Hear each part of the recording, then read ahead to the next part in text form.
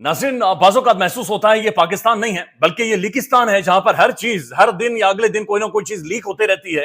एक और audio leak हो गई है और इस ऑडियो के अंदर बाकायदे से कहा जा रहा है कि जनाब हमारा मैंडेट अगर 100% जाली है तो आपका मैंडेट 200% जाली है। ये खुद एक दूसरे के बारे में बातचीत कर रहे हो, सबको सब पता है कि कौन कितना बड़ा जाली है, कौन 100% जाली है, कौन 200% जाली है, और ये ऑफ द रिकॉर्ड गुफ्तगू भी हो रही है। आगे चल के ऑडियो आपको सुनाते हैं। लेकिन आज खैबर पख्तूनख्वा असेंबली में तूफान आया है, एक तूफान आया है और खैबर पख्तूनख्वा असेंबली ने बड़ा वाज़ेह तौर पर पैगाम दे दिया है कि जनाब इस तरह से असेंबलीज अब नहीं चलेंगी। बहुत सारी चीजें खुलकर सामने आई हैं, लेकिन पहले सिर्फ ये कंपैरिजन देख लें, ये दो वीडियोस देख लें। एक खैबर पख्तूनख्वा की असेंबली है जहां पर हकीकी मैंडेट है, वहां पर कारकुन या लोग किस तरह से अंदर जा रहे हैं, और एक पंजाब की असेंबली है जहां पर जाली मैंडेट है, जहां पर 2 नंबर मैंडेट है, जहां पर डाका मारा गया अवाम के वोटों के ऊपर, अवाम के मैंडेट के ऊपर, और वहां पर किस तरह से लोग इंटर हो रहे हैं।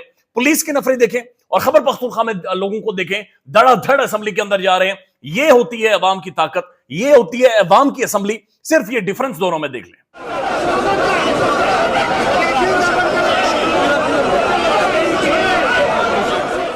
आज ही खैबर पख्तूनख्वा असेंबली में नारे लगे हैं, इमरान खान जिंदाबाद, कौन बचाएगा पाकिस्तान, इमरान खान, इमरान खान, इमरान खान तेरे जान निसार, और बड़े तगड़े वहां पर नारे लगे हैं। अली अमीन गंडापुर जो सीएम खैबर पख्तूनख्वा हैं, असेंबली के अंदर आए, तहरीक इंसाफ का मफलर उन्होंने बाकायदा से अपने गले में डाला हुआ है, और जिस तरह से लोटों का इस्तेमाल किया गया है वो वीडियो आप देख लें, देखने से ताल्लुक रखती है।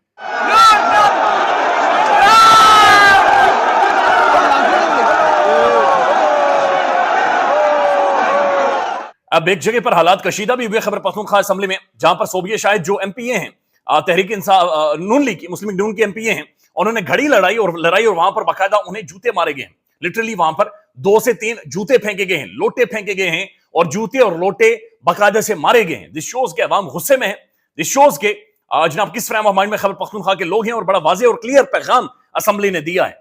बहरहाल ऐसा नहीं होना चाहिए, थोड़ा सा रिस्ट्रेंट का मुजाहिरा करना चाहिए, यानी जूते नहीं मारने चाहिए, मारना कुटना नहीं चाहिए, बहस होनी चाहिए, बातचीत होनी चाहिए असेंबली के अंदर, एक डिबेट डिस्कशन होनी चाहिए, सख्त बातें भी, सख्त अल्फाज की भी शायद गुंजाइश होती है, लेकिन लोटे जूते नहीं मारने चाहिए। लेकिन इन्हें भी एहतियात करना चाहिए। जहां पर वो घड़ी लहरा रही हैं, तो मेरे ख्याल में अगर वो एवनफील्ड अपार्टमेंट्स की तस्वीर इतनी बड़ी उठाकर इस तरह से घूमती, या फिर तहरीक इंसाफ के लोग घूमते, तो शायद उन्हें लग पता जाता। लेकिन खैबर पख्तूनख्वा असेंबली ने आज एक तूफान बर्पा किया है, और आज बहुत सारी चीजें पाकिस्तान में लोगों को देखने और समझने को भी मिली हैं।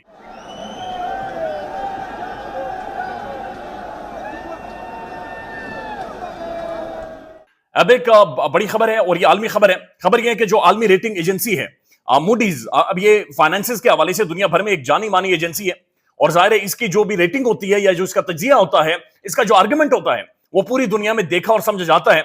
आलमी रेटिंग एजेंसी मूडीज ने पाकिस्तान के हालिया इंतखाबात को मुतनाज़ा तरीन इंतखाबात करार दे दिया है। मुश्किल फैसलों के लिए मखलूत हुकूमत के पास मैंडेट बाज़ाहिर नाकाफी है, मूडीज ये कह रहा है, आलमी इदारे ये कह रहे हैं, और बड़ा खुलकर ये वाज़ेह तौर पर ये आलमी क्रेडिट एजेंसी है, पैसे देती है, रोकड़े देती है। और जब दुनिया का कोई भी मुल्क या IMF या कोई भी मल्टीलैटरल इदारे किसी मुल्क को पैसे देते हैं, तो उससे पहले जाहिर है इन इदारों के इनकी जो ओपिनियन होती है, इनकी जो राय होती है, इनका जो कंसर्न या जो बुनियादी तौर पर एक नुक्ता ये सामने रखते हैं, वो बड़ा इंपॉर्टेंट होता है। लिहाजा मूडीज ने क्लियर कट ये कह दिया कि जनाब इनके पास मैंडेट नहीं है, ये मैंडेट थीव्स हैं। और इससे पहले जो फिच रेटिंग एजेंसी उन्होंने भी बड़ा क्लियर कट वाज़ेह तौर पर यह कहा था कि पाकिस्तान के अंदर जनाब धांधला फेरा गया है, और इस तरह से हालात नहीं चलेंगे। पाकिस्तान के अंदर एक ऐसी हुकूमत होनी चाहिए जिसके पीछे अवामी मैंडेट हो, जिसके साथ अवाम खड़ी हो। तो वाज़ेह तौर पर बैनुल अक़वामी इदारे भी अब बोलना शुरू हो गए, और उनका यह कहना कि जनाब ये मैंडेट थीव्स हैं, और इन्हें जबरदस्ती जिस तरह से बिठाया जा रहा है, इस तरह से ये मामला सारे नहीं चल सकते। लिहाजा इन सारी चीजों को देखने की जरूरत है।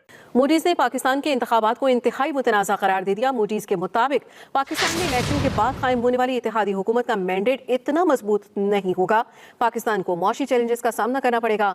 अब एक और वीडियो आई है सोशल मीडिया के ऊपर, और ये वीडियो एक बैनुल अक़वामी आप ये आलिम है, ये तजियाकार है, और ये बहुत बड़ी शख्सियत है, सामे हामिदी, उनकी वीडियो है। एक इंटरव्यू में वो बातचीत कर रहे हैं, 13 मिनट की वीडियो है। अब मैं देख रहा था, इन 13 मिनट में उन्होंने तकरीबन 30 से 35 दफा इमरान खान की बातचीत की है, और इनसे सवाल मुस्लिम उम्मा के हवाले से, मुस्लिम उम्मा के बारे में सवाल किया जा रहा है। 30 से 35 दफा वो इमरान खान के बारे में बातचीत कर रहे हैं। उनका यह कहना है कि इमरान खान ने जो अक़वाम मुत्तहिदा में तकरीर की थी, उस तकरीर ने पूरी मुस्लिम उम्मा को जोड़ दिया था। वो कहते हैं अजरबैजान के पास 3 झंडे उठाए अजरबैजान ने उसके बाद, और उनमें से एक झंडा पाकिस्तान का था। साथ साथ वो ये भी बात कर रहे हैं कि कुआलालंपुर समिट में अगर उस वक्त इमरान खान चले जाते, जहां पर टर्की کوالالمپور ملائیشیا اور مہاتیر محمد اور خان نے مل کر بیٹھنا تھا اور بہت ساری اس خطے کے حوالے سے پالیسی بنانی تھی, مسلم امہ کے حوالے سے پالیسی بناتی تھی, ایک ٹی وی چینل بھی لانچ کرنا تھا. لیکن وہ کہتے ہیں کہ اگر کوالالمپور میں چلے جاتے, لیکن اس سے پہلے انہیں سعودیز نے اور یو اے ای نے باقاعدہ سے بلیک میل کیا, عمران خان کو روکا. اگر خان کوالالمپور سمٹ میں چلے جاتے تو مسلم امہ کے لیے ڈائنامکس بدل جاتے, چونکہ عمران خان نے پوری مسلم امہ کو جوڑ دیا تھا. یہ بین الاقوامی تجزیہ کار باقاعدہ سے چیخ رہا ہے, بار بار عمران خان کے بارے میں بات چیت کر رہے ہیں. وہ کہتے ہیں کہ سعودیز اور یو اے ای نے عمران خان کے اوپر دباؤ ڈالا اور کہا کہ ہم نہ تو تمہیں پیسے دیں گے, اور جو تمہاری لیبر یہاں پر موجود ہے, جو مزدور یہاں پر موجود ہیں, اگر تم کوالالمپور سمٹ میں جاتے ہو تو ہم انہیں بھی نکال دیں گے. اور انہوں نے کہا عمران خان دنیا کے جس بھی کونے میں گیا اس نے دو مسئلے اٹھائے, کشمیر اور فلسطین, جس کی وجہ سے مودی کو بھی بہت ساری جگہوں پر ایسی سٹیٹمنٹ دینی پڑی مجبور ہو کر. تو یہ بڑی کھل کر انہوں نے بات چیت کی. انہوں نے کہا جناب مسلم امہ کا لیڈر ہے. پھر انہوں نے اس کے بعد بات چیت کی کس طرح سے انتخابات میں دھاندلا پھیرا گیا, کس طرح خان کے اوپر سارے معاملات خان کے حوالے سے چلائے گئے. انہوں نے یہ بھی بتایا کہ کس طرح سے زمان پارک کے اندر لوگوں نے عمران خان کو ڈیفینڈ کیا, ہزاروں کی تعداد میں لوگ عمران خان کے ڈیفینڈ کے لیے زمان پارک کے باہر کھڑے ہو گئے تھے. لیکن پھر 9 مئی کے بعد جس طرح سے کریک ڈاؤن شروع ہوا, ساری ڈیٹیلز انہوں نے کھول کر پوری دنیا کے سامنے رکھی ہیں.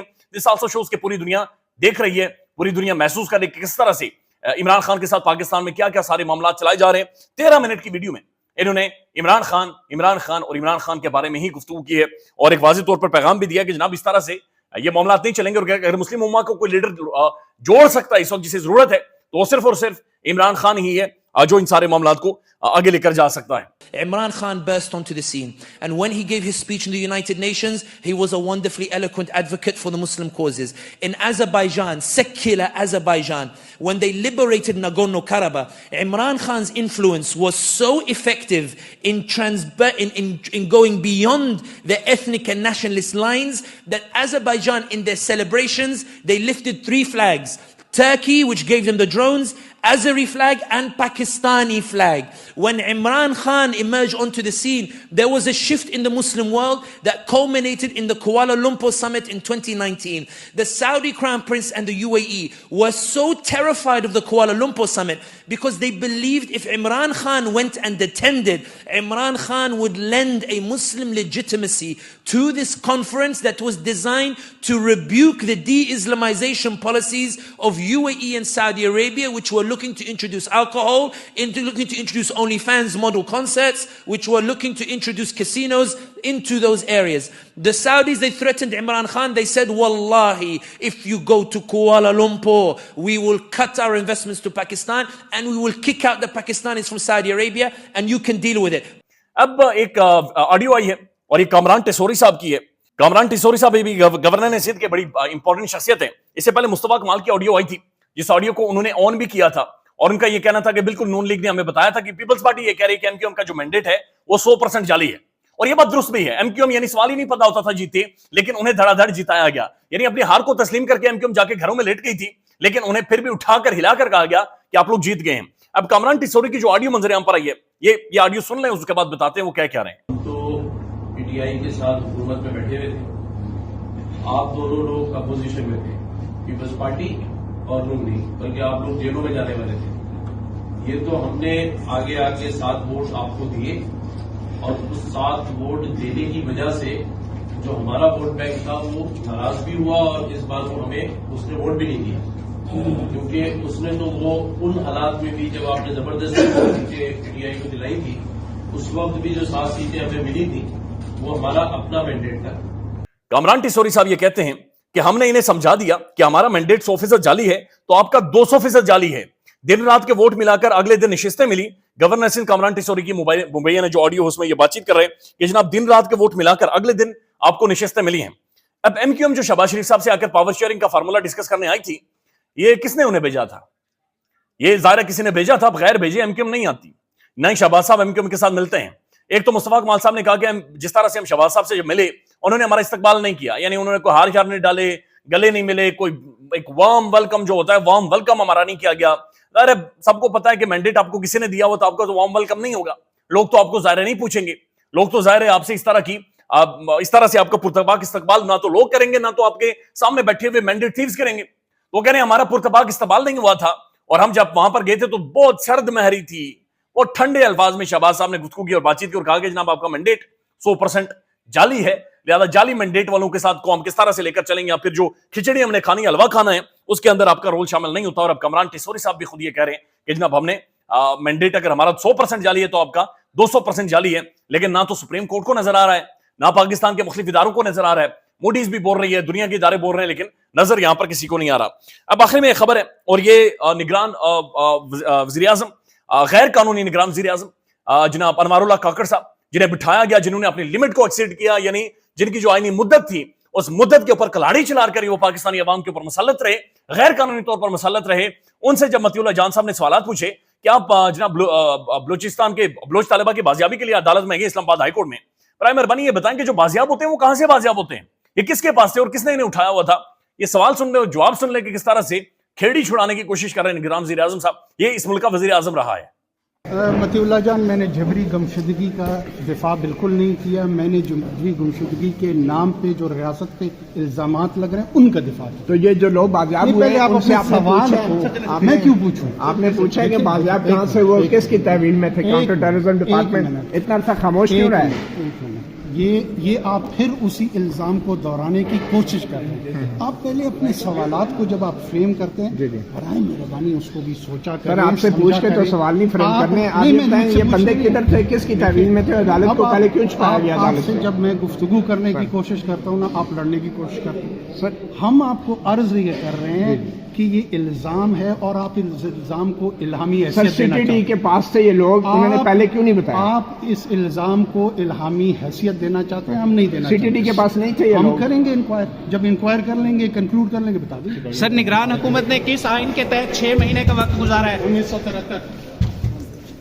یعنی بالکل جان چھڑانے کی. اور آخر میں ان سے ایک نوجوان نے سوال پوچھا کہ آپ نے کس آئین کے تحت ایک اپنی یعنی مدت کو ایکسیڈ کر کے غیر قانونی طور پر آپ اس ملک کے اندر وزیر اعظم رہے. تو اس کے بعد انہوں نے پیچھے مڑ کے کہا 1973 کے آئین کے مطابق.